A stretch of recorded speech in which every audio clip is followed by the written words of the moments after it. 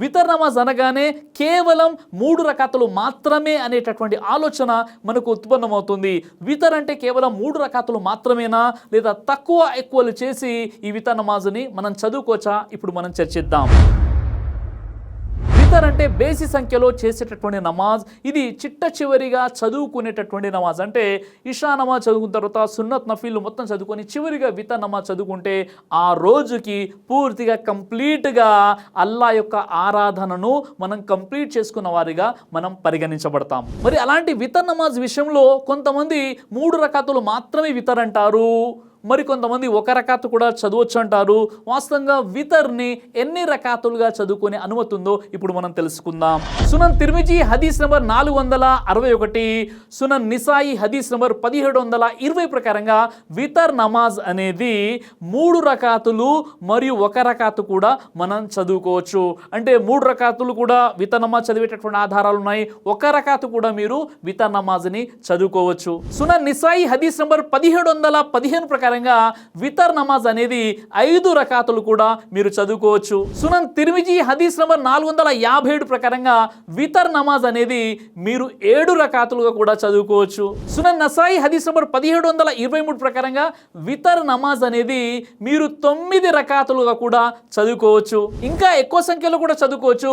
వితర్ అంటే బేసి సంఖ్యలో చదివేటటువంటి నమాజ్. ఖురాన్ వ హదీస్ కే రోషనీ మే ఫిఖీ ఎహకాం వ మసాయిల్ 1/141 ప్రకారంగా వితర్ నమాజ్ అనేది 5 లేక 7 లేక 9 రకాతులు చదివినట్లయితే చివరి రకాతులో కాయిదా అనేది ఉంటుంది. చదవాలనుకుంటే అనేక సలాములతో చదవచ్చు. 3 రకాతులు చదవాలనుకుంటే 2 రకాతుల తర్వాత సలాం చెప్పి 1 రకాత్ మళ్ళీ చదవచ్చు. 5 రకాతులు చదవాలనుకుంటే 2 రకాతులు చదివి సలాం చెప్పి మళ్ళీ 2 రకాతులు చదివి సలాం చెప్పి ఆ తర్వాత 1 రకాత్ చదవాలి. కేవలం 1 రకాతు కూడా వితర్ నమాజ్ చదవచ్చు.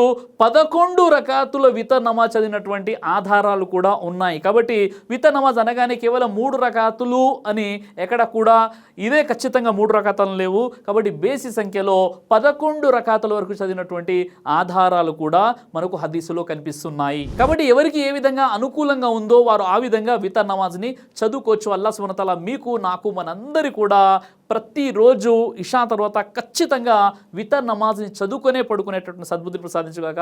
ఆమీన్ యా రబ్బుల్ ఆలమీన్. దైవ ప్రవక్త ముహమ్మద్ సల్లల్లాహు అలైహి వసల్లం వారు తెలియజేశారు, కడుపుకు సంబంధించినటువంటి అన్ని రకాల వ్యాధులకు అద్భుతమైనటువంటి ఔషధం తల్బీనా. ఇది దైవ ప్రవక్త వారి సున్నత్. మంచి ఆహారం, ఇమ్యూనిటీ బూస్టర్, ఇందులో షిఫా ఉంది. ఇది మంచి ఔషధంగా కూడా పనిచేస్తుంది. కాబట్టి పిల్లలు అయినా పెద్దలు అయినా ఎవరైనా దీనిని ఉపయోగించవచ్చు. అలాగే ఖురాన్లో దైవం తెలియచేశాడు, తేనెలో మీకు స్వస్థత ఉంది అని. కాబట్టి స్వచ్ఛమైనటువంటి తేనె కోసం మీరు సంప్రదించండి. అలాగే షాహీ హల్వాను మీరు తప్పనిసరిగా ఉపయోగించి మీ దాంపత్య జీవితంలో మంచి అనుభూతిని పొందండి. ఇందులో ఎలాంటి సైడ్ ఎఫెక్ట్స్ లేవు. ఇది కంప్లీట్గా హెర్బల్ ప్రొడక్ట్స్తో తయారు చేయబడినటువంటిది. కాబట్టి ఇక్కడ కనిపిస్తున్నటువంటి ఈ నెంబర్స్కి కాల్ చేసి మీరు ఇప్పుడే ఈ ప్రోడక్ట్ని ఆర్డర్ చేసుకోవచ్చు.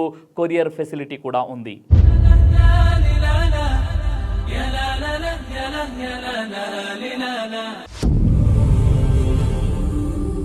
బ్రదర్ సిరాజ్ అని యూట్యూబ్ ఛానల్ని మీరు సబ్స్క్రైబ్ చేసినట్లయితే ఇన్షాల్లా దైవచిత్తం అయితే మీకు వీడియోస్ వస్తుంటాయి. అదేవిధంగా బ్రదర్ సిరాజ్ అనేటటువంటి ఫేస్బుక్ని కూడా లైక్ చేయడం వల్ల మీకు వీడియోస్ వస్తుంటాయి.